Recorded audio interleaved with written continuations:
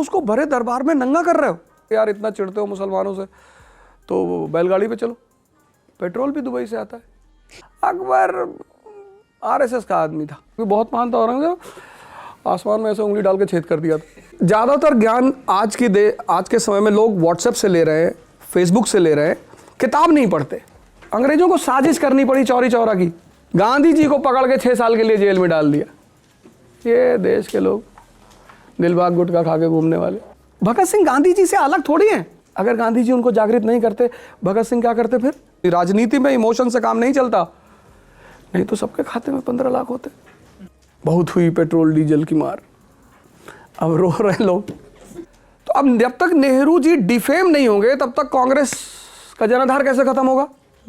1947 के भारत का प्रधानमंत्री बनना मतलब सुसाइड करना। आज मोदी जी के सामने अलग चुनौतियां। अब अगर ये उन चुनौतियों से इस देश को बाहर निकाल लाएंगे तो ये भी महान हो जाएंगे। नेहरू जी निकाल कर लाए। भाई साहब, ये जो क्रोध पर नियंत्रण है, ये थोड़ा और बता दीजिए, हमारे भी कुछ काम आ जाए। नहीं, क्रोध पे नियंत्रण नहीं करना है। क्रोध नियंत्रण करने की चीज़ ही नहीं है, वो देखने की चीज़ है। जैसा बच्चा है छोटा सा, अब उसने गंदे में हाथ डाल दिया, तो आपको पता है कि इसको पता नहीं है कि ये गंदा है। वही काम अगर 15 साल का बच्चा करेगा तो आपको क्रोध आएगा, लेकिन वही काम अगर 1 साल का बच्चा कर रहा है तो आपको क्रोध नहीं आ रहा है, क्योंकि आपको पता है कि इसको ये नहीं पता है कि ये मैला है, ये गंदा है। ऐसे ही जब आप एक स्तर पर होते हो जब आपको लगता है कि यार इसको पता नहीं, आपका दोस्त है, आप उसको 1000 करोड़ रुपए देना चाहते हो, आपका 50 करोड़ रुपए लेके चला गया, तो 950 करोड़ तो आपका बच्चा, तो वहां आपको क्रोध नहीं आएगा। क्रोध एक स्थिति है, उसको नियंत्रित नहीं किया जा सकता, वो एक स्थिति है। वो जितनी ऊंचाई पे आदमी बैठा होगा मेंटल स्टेटस पे, उतना कम क्रोधी होगा। जैसे गांधी जी हैं, उनको नहीं आता, कृष्ण को नहीं आता क्रोध। ऐसा नहीं कि नहीं है क्रोध, है, आता नहीं, क्योंकि उनको पता है कि दुर्योधन खत्म आदमी। जो आदमी एक औरत को भरी सभा में नंगा कर रहा है, वो मरा हुआ दिमाग है। तुम्हारी लड़ाई भीम से है, तुम भीम से लड़ो, और वो भी तुम्हारे घर की स्त्री है। पहली बात तो स्त्री है, और दूसरी बात तुम्हारे घर की है। आप उसको खाना बनाने में लगा देते, आप उसको कपड़ा धोने में लगा देते, आप उसे दासी बना देते, वही उसके लिए ह्यूमिलिएशन था। आप उसको भरे दरबार में नंगा कर रहे हो। तो कृष्ण को पता था कि ये मरा हुआ दिमाग है, इसको मारने में 1 सेकंड भी नहीं लगेगा। इसलिए जब वो उसके साथ धोखेबाजी भी करते तो उन्हें दुख नहीं होता। लास्ट में जब वो नेकेड जा रहा है अपनी माँ से मिलने के लिए, आ जाते हैं बीच में कि कुछ तो पहन लो, क्योंकि पता है ये मरा हुआ दिमाग है।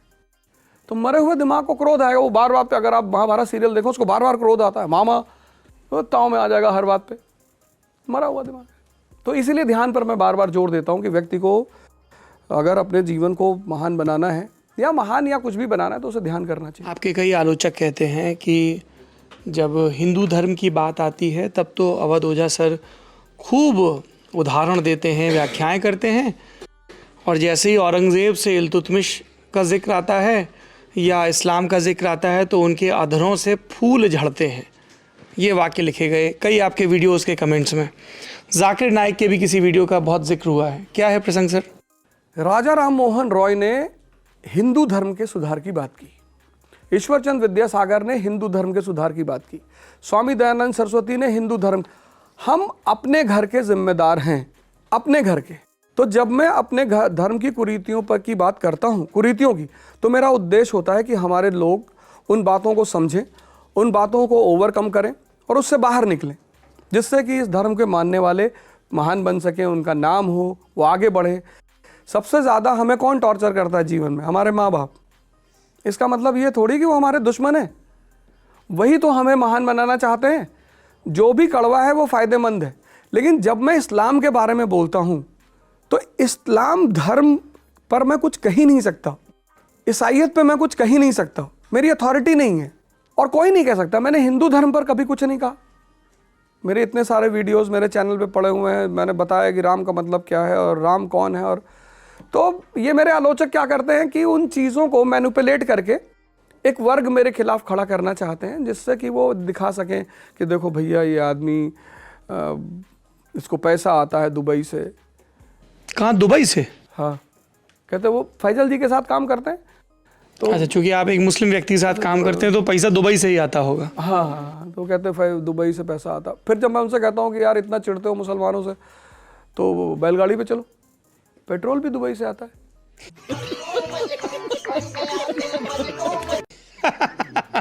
भाई आप किसी से नफरत क्यों करते हैं? आप किसी से सीखिए, उससे नफरत मत करिए। तो मैं इस्लाम पे चूंकि कोई अथॉरिटी नहीं हूं, इसलिए मैं मुसलमानों के खिलाफ नहीं बोलता। औरंगजेब के खिलाफ मैं क्यों बोलूं? क्योंकि मैं इतिहास का टीचर हूं, मुझे औरंगजेब को एक कैरेक्टर के रूप में पेश करना होता है। अब हिस्ट्री सब्जेक्ट ऐसा है कि वो दो वर्ग के लिए लिखा जाता है, एक शाही वर्ग के लिए, एक सामान्य वर्ग के लिए।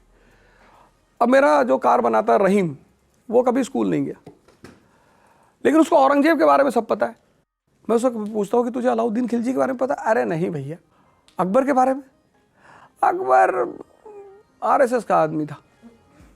अरे मैंने कहा पागल, आरएसएस? जरा ये समझाइए। अकबर आरएसएस का आदमी था जी। मैंने उससे कहा यार तू कैसी बातें कर रहा है? आरएसएस भैया अभी बनी 1925 में, पुरानी संस्था है भैया, पुरानी। बीरबल आरएसएस का सदस्य। लेकिन जब वो बात मुझसे कोई बहुत पढ़ा लिखा मुसलमान कहता है कि औरंगजेब ऐसा, औरंगजेब ऐसा, तो मैं उससे भी कहता हूँ कि बहुत महान था औरंगजेब, आसमान में ऐसे उंगली डाल के छेद कर दिया था। नहीं नहीं भाई साहब, किया था, बाद में आरएसएस वालों ने भरा, 1925 के बाद हुआ है। तो क्योंकि दोनों वर्ग को सेटिस्फाई करना होता। तो ये सब तो एक शिक्षक को भारत जैसे देश में, जो डाइवर्सिटी का देश है, उसे सामना करना ही पड़ेगा। वो तो कहाँ उससे बच सकता है? क्योंकि मुझे पता है कि इस देश में अब ये देश तभी बचेगा जब फिर से एक बार ब्यूरोक्रेसी संसद में बैठेगी। सर ये बड़ी बात है, थोड़ा विस्तार से बता। देश की आज़ादी में सबसे बड़ा रोल रहा ब्यूरोक्रेसी। इस देश की 70% जनता इनोसेंट है, उसको बेचारे को कुछ पता ही नहीं। किसी ने हिंदू को जाके बता दिया कि मुस्लिम पॉपुलेशन बढ़ रही है। अच्छा, 2050 के बाद मुसलमान कब्जा कर लेगा। वो बेचारा गांव का आदमी विनोद, सुन रहे हो विनोद?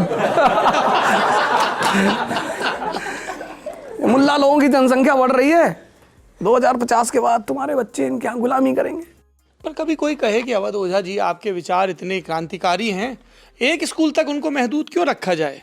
सत्ता में आइए, शासन में आइए, सब स्कूलों में लागू करिए। सत्ता में चंद्रगुप्त को बिठाएंगे? जो आदमी सोचता है उसे सत्ता नहीं संभालनी चाहिए, उसकी सोचने की क्षमता कम हो जाएगी, क्योंकि उसके ऊपर बोझ बढ़ जाएगा, फाइलें ज़्यादा हो जाएंगी, उसको दस्तखत करना पड़ेगा, वो एक सीमित जगह पे बैठ जाएगा।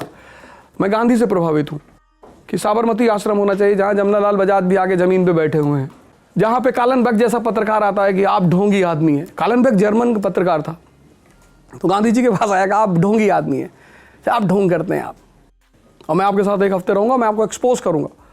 तो उन्होंने कहा ठीक है, अच्छी बात है, तुम 2 हफ्ते रहो। तो दूसरे दिन सुबह जब ब्रेकफास्ट पे बैठे तो गांधी जी चटनी रोटी खाते थे, और चटनी धनिया की भी हरी रंग की दिखती है और नीम की पत्ती की भी, तो उसके भी थाली में चटनी। तो गांधी जी ने कहा आश्रम में मेरी तरह रहना पड़ेगा। उसने कहा हाँ ठीक है, आप ही की तरह रहेंगे। तो चटनी रोटी आई, तो गांधी जी ने खाना शुरू किया एज यूजुअल, तो आदत हो गई। तो उसने पहला बाइट खाया तो उसे लगा कि अब उल्टी हो जाएगी, पर उसी ने कहा था नियम फॉलो करेंगे। तो उसे लगा कि थोड़ा थोड़ा खाएंगे, ज़्यादा दर्द होगा, तो पूरी चट्टी एक बार उठा के पानी पी गया। तो गांधी जी ने कस्तूरबा से कहा कि देखो मैं तुमसे कहता था ना, इसको चटनी बहुत पसंद आएगी। और मंगाओ। तो और मंगाया कि और डालो इसके थाली में। तो मैं उनसे प्रभावित हूँ, गांधी जी से, जो मतलब सिंगल हैंडेडली ब्रिटिश क्राउन को चुनौती देते हैं, और पहले आदमी है जो प्रोटोकॉल के विपरीत अपने ही स्टाइल में बर्मिंघम पैलेस में जाते हैं। कोई प्रोटोकॉल नहीं, कोई टाई नहीं लगाएंगे, कोई सूट नहीं पहनेंगे, किसी को गुड मॉर्निंग नहीं कहेंगे। तो वो एक अलग आदमी का स्टेचर होता है। आप गांधी का जिक्र कर रहे थे। इस देश में एक वर्ग है जिसके बीच ये प्रचारित किया जाता है कि ये हमें सबसे बड़ा झूठ बताया गया, दे दी हमें आज़ादी बिना खड़ग बिना ढाल, साबरमती के संतों ने कर दिया कमाल, आज़ादी हमें गांधी की वजह से नहीं मिली, सशस्त्र विद्रोह क्रांतिकारियों की वजह से मिली, आज़ाद हिंद फौज की वजह से मिली। अब इस व्याख्या में जो सबसे बड़ी प्रॉब्लम मुझे दिखती है, तो कई प्रॉब्लम्स, वो ये है कि हम हमेशा किसी एक को नायक बनाने के लिए दूसरे को खलनायक बनाने पर उतारू रहते हैं। तो इस देश में गांधी को लेकर और नेहरू को लेकर, और नेहरू बनाम पटेल, इसको लेकर बहुत विमर्श चलते हैं। अवध ओझा सर इस पर क्या सोचते हैं? व्यक्तित्व तो पार्टियों के सिंबल है। वैसे तो हमारे मोदी जी भी चरखा चलाते हैं गांधी जी के नाम पे कि भाई वो भी गांधी जी के रास्ते पे चलना चाहते हैं। और जिस दिन अब ये कंट्री दोबारा इकोनॉमिक पावर बनेगी तो गांधी जी की वजह से ही बनेगी, कॉटन चेन रिएक्शन। जब तक वो रिएक्शन दोबारा जिंदा नहीं होगा ये कंट्री इकोनॉमिक पावर नहीं बन पाएगी। तो चूंकि ज़्यादातर ज्ञान आज के समय में लोग व्हाट्सएप से ले रहे हैं, फेसबुक से ले रहे हैं, किताब नहीं पढ़ते।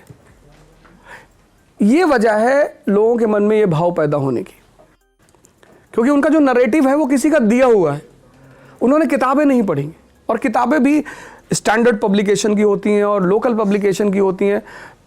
तो हमें पहली बात तो ये ध्यान रखना होता है कि भैया किताब किस पब्लिकेशन की, किसने लिखा है। गांधी जी 1920 में जब इंडिया में नॉन कोऑपरेशन मूवमेंट शुरू करने की सोचते हैं तो ब्रिटिश पार्लियामेंट की कमेटी रिपोर्ट भेजती है कि कुछ नहीं कर पाएंगे Gandhi. 80% people are illiterate, suffering from poverty, कोई नहीं आएगा आंदोलन में। प्राइजी काउंसिल वो रिपोर्ट भेजती है कि अरे कोई नहीं आएगा। 80% लोग इलिटरेट, गरीब हैं। वाइसरॉय ने भी कहा ठीक है, करने दो गांधी को जो कर रहे हैं। और जब सड़क पर हजारों लोग घूमने लगे तो पार्लियामेंट ने मैसेज भेजा वाइसरॉय को कि तुम तो कह रहे थे कोई नहीं आएगा, ये कहां से लोग आ गए? ये 80% लोग कहां से बाहर निकल आए? ये भजन गा रहे हैं सड़कों पे घूम के, और ये बंद करो मूवमेंट, मुझे अभी मूवमेंट बंद चाहिए। वाइसरॉय ने कहा साहब मूवमेंट तो बंद नहीं करा सकते।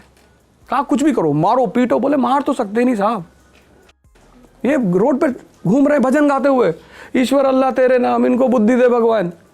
अब कोई आपके दरवाजे के सामने खड़े होकर आपके लिए दुआ मांग रहा, आप उसको मारेंगे? अंग्रेजों को साजिश करनी पड़ी चौरी चौरा की। 2 पुलिस स्टेशन जलाया गया, जल गया पुलिस स्टेशन, 22 पुलिस वाले मर गए, सरकार पर हमला हो गया। अब सरकार रिटेलिएट करेगी, अब मारेगी आंदोलनकारियों को। लेकिन इससे पहले कि सरकार आंदोलनकारियों को मारे, गांधी जी ने कहा कि end of the movement, I don't have faith in violence. आंदोलन खत्म। सरकार ने कहा कि बाबूजी 1 हफ्ते के लिए फेथ रख लो। बोले है ही नहीं, कोई नहीं मार खाया इस देश में, एक आदमी नहीं मारा गया। गांधी जी को पकड़ के 6 साल के लिए जेल में डाल दिया। ये देश के लोग दिलबाग गुटखा खा के घूमने वाले, इनको क्या पता कि गांधी का मतलब क्या होता है। और उस आदमी ने क्या फॉर्मूला लगाया एनसीएम में। फॉर्मूला जीवन में एक ही है। एक दुनिया में एक शब्द है, वो शब्द जिसको समझ में आ गया उसके जीवन की 90% परेशानियां खत्म हो गई। और उस शब्द का है इंटरेस्ट। इस दुनिया में माँ बाप को छोड़कर आपके साथ जो भी दूसरा आदमी आता है वो इंटरेस्ट की वजह से आता है, उसके बिना आता ही नहीं। तो गांधी जी ने क्या किया, क्षेत्रीय आंदोलन चल रहे थे उस वक्त 1920 में, जैसा पंजाब में अकाली आंदोलन चल रहा था। तो गांधी जी ने एक फार्मूला लगाया, लोकल इश्यूज नेशनल प्लेटफॉर्म। तो पंजाबियों से कहा कि भैया तुम लड़ो, तुम अकाली के मुद्दे पे लड़ो, लेकिन प्लेटफॉर्म नेशनल होगा। सबका इंटरेस्ट जोड़ लिया। मुसलमान बैठा हुआ था किनारे कि गांधी जी हम क्या करें? कहे तुम्हारा खिलाफत, आओ, तुम्हारे कैलिफ की बेइज्जती कर रहा है ब्रिटेन, यार गाली दे रहा है। मुसलमान आ गया। 1920 जब इस देश की लिटरेसी रेट 7% थी, तब उस आदमी ने एक हाहाकार खड़ा कर दिया सड़कों पे। उस हाहाकार का जो सबसे ज्यादा फायदा उठाया वो उठाया हमारे क्रांतिकारियों ने। भगत सिंह गांधी जी से अलग थोड़ी हैं। देश में 2 विंग होती है, एक पॉलिटिकल विंग, एक रेवोल्यूशनरी विंग। जब भी आंदोलन 2 तरह के होते हैं, एक मास मूवमेंट, एक रेवोल्यूशनरी मूवमेंट। तो जब मास मूवमेंट सप्रेस होता है तो रेवोल्यूशनरी मूवमेंट ऊपर आता है।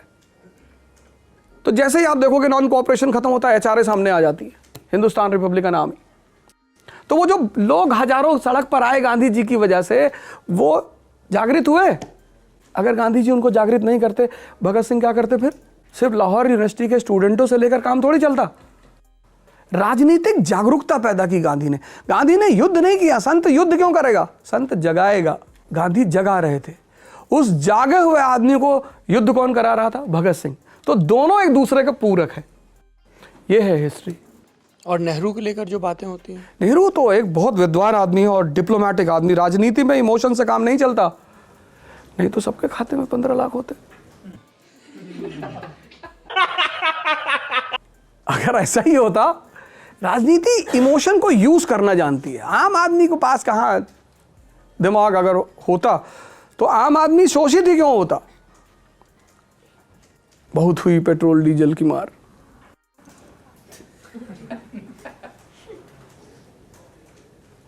अब रो रहे लोग। नेहरू, जो आदमी जेल से किताब लिखता है अपनी बेटी को, लेटर्स, उस लेटर्स में क्या लिखता है? हिस्ट्री। यहां जेल में बैठ कर रोते हैं लोग, और उन लेटर को कंपाइल करके किताबें बनी, the glimpses of world history. राजनीति इमोशन से नहीं चलती। इमोशन हर जगह होता है पर वो चलती नहीं। राजनीति चलती है प्रबुद्धता से, और जिसके पास ज्यादा होगी वो आगे रहेगा। तो प्रबुद्धता सबके पास है, पटेल जी के पास भी है, नेहरू जी के पास भी है, सुभाष चंद्र बोस जी के पास भी है। लेकिन पटेल जी के पास और सुभाष चंद्र बोस जी के पास प्रबुद्धता है, थोड़ा सा इमोशन भी है। नेहरू जी के पास वो थोड़ा सा इमोशन नहीं है, दिखाते हैं वो है नहीं, इसलिए वो थोड़ा एज ले जाते हैं। और ये जो तुलनाएं चलती रहती हैं, नेहरू वर्सेस पटेल, ये तो पार्टियां कराती हैं। पटेल जी को तो पता भी नहीं होगा। ये तो जब अगर भाई कांग्रेस पार्टी है तो उसका अपने नायक हैं, बीजेपी पार्टी के अपने नायक हैं, समाजवादी पार्टी के अपने नायक हैं, बीएसपी के, सबके अपने अपने नायक हैं, तो वो उन नायकों को एलिवेट करती है। तो अब जब तक नेहरू जी डिफेम नहीं होंगे तब तक कांग्रेस का जनाधार कैसे खत्म होगा? 1947 के भारत का प्रधानमंत्री बनना मतलब सुसाइड करना। 400 करोड़ रूरल डेब्ट, मरता हुआ किसान हर गांव में। ब्रिटेन, यूएसएसआर, इन लोगों ने फंड देने से मना कर दिया कि पैसा नहीं देंगे। कहते हैं गेहूं भेजा, वो भी जो सुअर खाते थे PL 480 उसको भेजा। उस परिस्थिति में वो आदमी देश की गद्दी पे बैठ रहा है, और पहला 5 ईयर प्लान चला एग्रीकल्चर को लेकर। उसी वक्त वो गाना बना, मेरे देश की धरती सोना उगले उगले हीरे मोती। सोना मतलब वीट और राइस, मोती मतलब कपास, हीरा मतलब गन्ना, क्योंकि तराशने के बाद उसकी कीमत बढ़ जाती है, उसके शीरे की कीमत होती। जिस देश में कोई पैसा कुछ ना हो, कुछ ना, एक गाना आया था 1960s में, आपने सुना होगा कि मेरा जूता है जापानी, ये पतलून इंग्लिशतानी, सर पे लाल टोपी रूसी, फिर भी दिल है हिंदुस्तानी। अपना कुछ है ही नहीं दिल छोड़ के। Technological assistance from Japan, monetary help from Britain, foreign reserve from Russia, अपना कुछ है ही नहीं दिल छोड़ के। उस देश का प्रधानमंत्री वो आदमी बन रहा है। हमेशा जो भी प्रधानमंत्री होता है उसके सामने चुनौतियां होती हैं, वो अलग तरह की होती है। जैसे आज मोदी जी के सामने अलग चुनौतियां। अब अगर ये उन चुनौतियों से इस देश को बाहर निकाल लाएंगे तो ये भी महान हो जाएंगे। नेहरू जी निकाल कर लाए। अब बताइए मैं क्या करूंगा? एक बहुत सिंपल सी टिप आपके साथ शेयर करती हूँ। अपने हाथ को इस तरीके से रखिए। If you look at this from your side, आपका लेफ्ट हैंड आपको बी के जैसे दिखेगा और राइट हैंड आपको डी के जैसे दिखेगा। B and D. B for थोड़ी मदद रखिए। वे मैथों तेरा मन परया